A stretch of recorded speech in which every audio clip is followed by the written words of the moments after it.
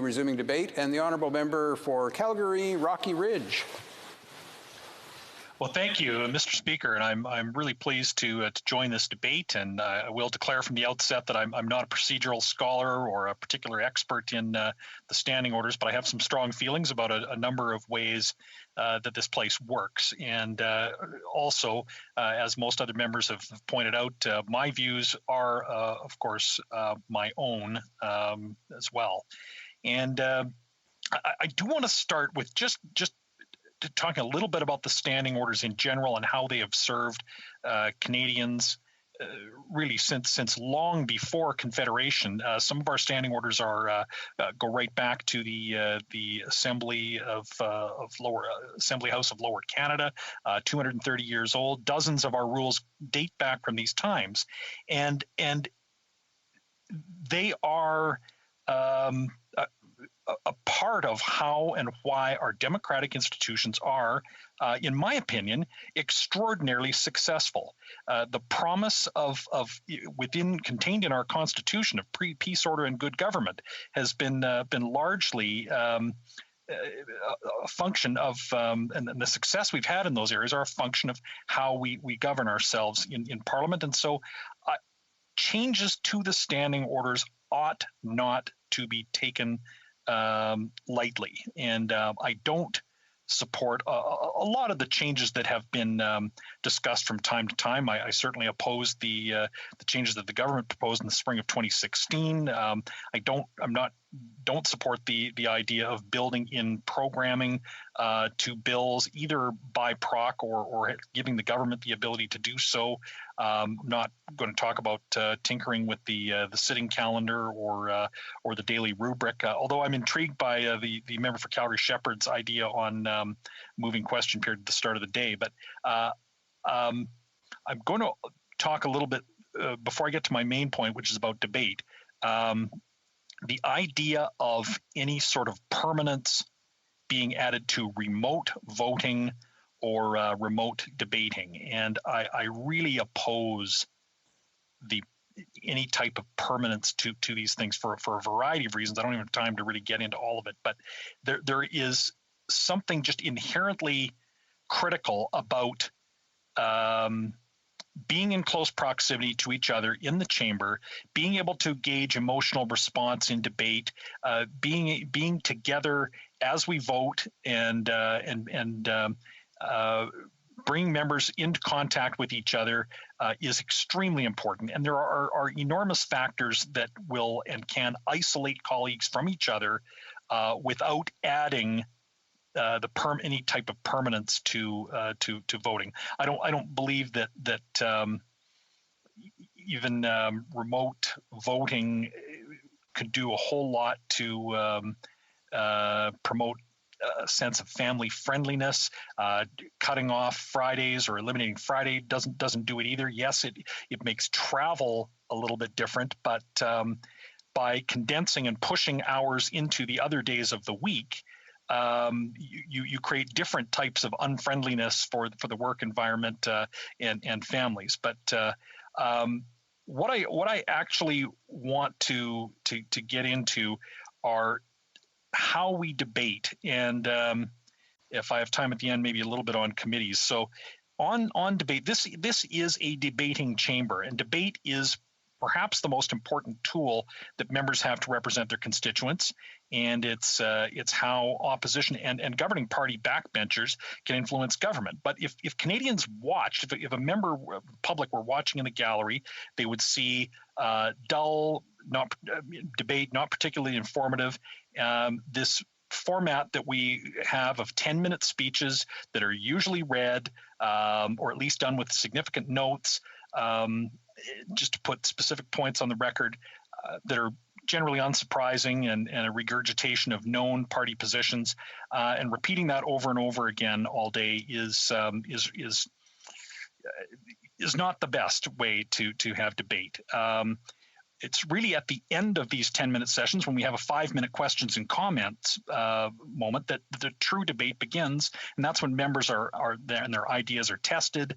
It's really where a member of the public, never mind other members of Parliament, are most likely to learn some insight into the member's position, or to gain better knowledge of the bill. So the member for Calgary Shepherd also, he'd already talked today about the UK model, and I certainly have tremendous support for the idea of moving in that direction, where they have a long tradition of members allowing other members to intervene during speeches.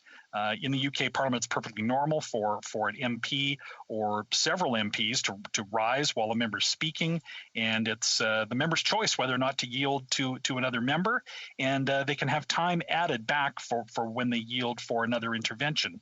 It takes even the speaker out of it, where the member who has the time slot can manage who speaks. So a member can make a speech in 3 or 4 minutes, make make the main points they want to, provoke response on the other side. They see other members rise to either rebut a point, to agree with a point, or to bring in other information, and that's when you really get the back and forth. And in their Parliament, it's considered bad form not to yield one's time, and members will be heckled for failing to let other members jump into debates. So you can have a seamless transition where there's much back and forth. So I would really like to see the Canadian Parliament to really look at how we do that. But even if we didn't go all out that way and adopt the UK's system of interventions within a speech,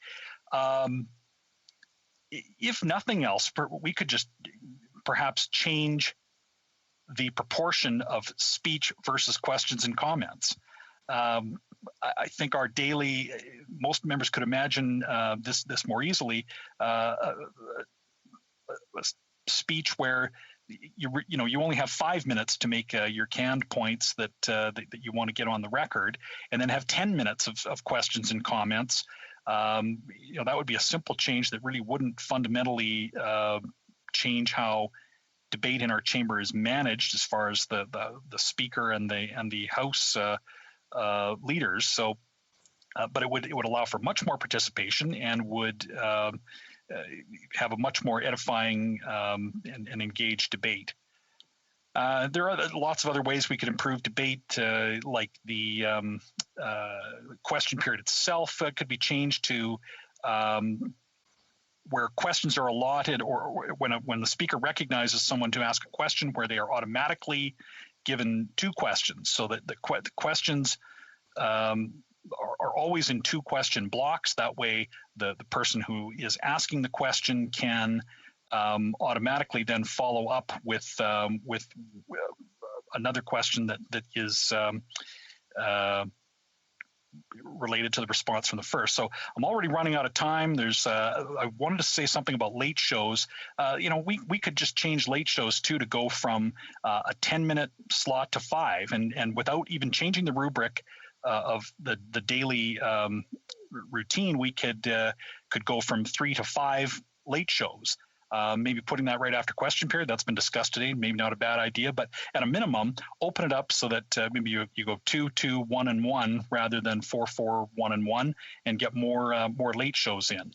I don't know if I'm going to have time to talk much about committees, but our committees right now, I would consider or ask maybe Proc to look into or study the idea of committee membership being determined by secret ballot.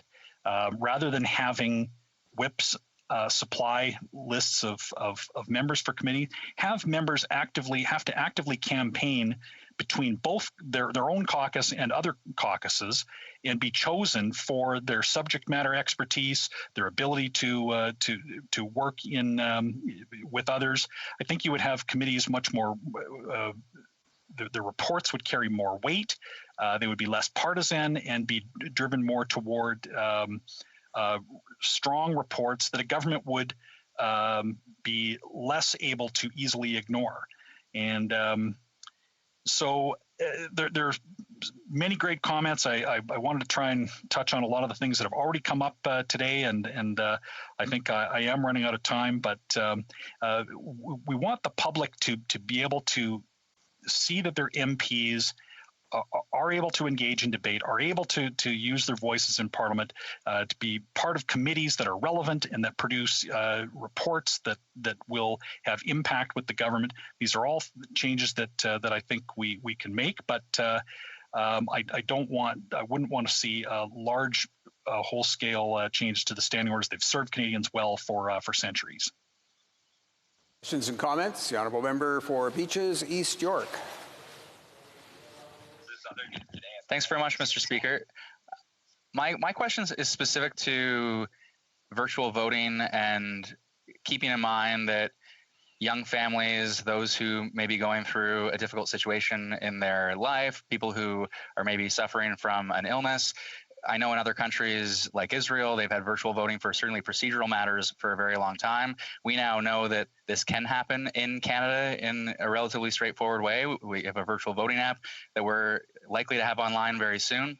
I wonder what the member thinks about implementing virtual voting on a more permanent basis, specific to either procedural votes or specific to situations like my own, where I am a father of a 4-year-old and a 1-year-old. Well, Member for Calgary, Rocky Ridge. One of the tools that's already been debated today that I felt strongly could have and should have been built into the COVID response is a much more widespread use of vote pairing, where in the case of a member who is ill or on a situation of travel. I know that many, I live far away from Ottawa, but I'm close to an airport with a direct flight. I know that other members it takes a long time to get here. I think that it should be much more acceptable or normal to pair votes. And well, I'm going to have to leave it at that and go for more questions. Questions and comments? The Honourable Member for Kamloops, Thompson, Caribou. Thank you, Mr. Speaker. And certainly I've listened to these debates in the past, and I've heard wonderful ideas and comments that have come up that really, I believe, would help move us forward in a good way. And, unfortunately, I haven't seen us look at really seriously adopting too many of them. But I do want to sort of look at some of the comments in terms of virtual voting. And, my colleague from Burnaby New Westminster, I think, talked about serving his constituents. Well, what many people might not realize is those 30 minutes when those bells are going, it's when if I have something I really want to talk to a minister about, it's my chance for a one-on-one to address a really serious issue in a community. And so, I think sometimes people forget the importance of that ability to interact face-to-face, and how sometimes even something as simple as 30-minute bells and voting do provide for. Thank you. The Honourable Member for Calgary, Rocky Ridge. Well, that's a great comment, and this is part of the chief reason that I'm so opposed to permanence of virtual voting. That unstructured time that allows colleagues to interact in the chamber or in the lobbies and across the aisle, or to be able to catch another member on the way out from a vote. The voting in the chamber in person compels members to be in close proximity to each other, and there is so much pressure to allow members to isolate themselves and be caught up in their own bubbles, that I think it's invaluable to ensure that members be brought together in the chamber, and voting is one of the ways that really the way that ensures members are there together. Comments? The Honourable Member for Winnipeg Centre. Yes, thank you so much, Mr. Speaker. I wanted to ask my honourable colleague, I know during the pandemic, there was a lot of rhetoric around, we have to get back to work in terms of being in the House of Commons, kind of a pushback against the hybrid sittings that we had. I know for me, I was busy working. I've had a number of urgent matters I've had to deal with in my riding during the pandemic, and being home actually allowed me to get back to work with the people that I serve in Winnipeg Centre by being in Winnipeg Centre. I'm wondering if he sees some value in keeping the hybrid approach to make sure that we can truly be with members of our riding and the people who elected us more than previously was allotted prior to the pandemic. Member for Calgary Rocky Ridge. Well, the member rightly raises the conflict between being available to one's constituents and being engaged in the act of being a legislator in Ottawa. But the criticism around the COVID committee was in that period was the denial of so many of the tools that are available to opposition, not just opposition MPs, but all MPs,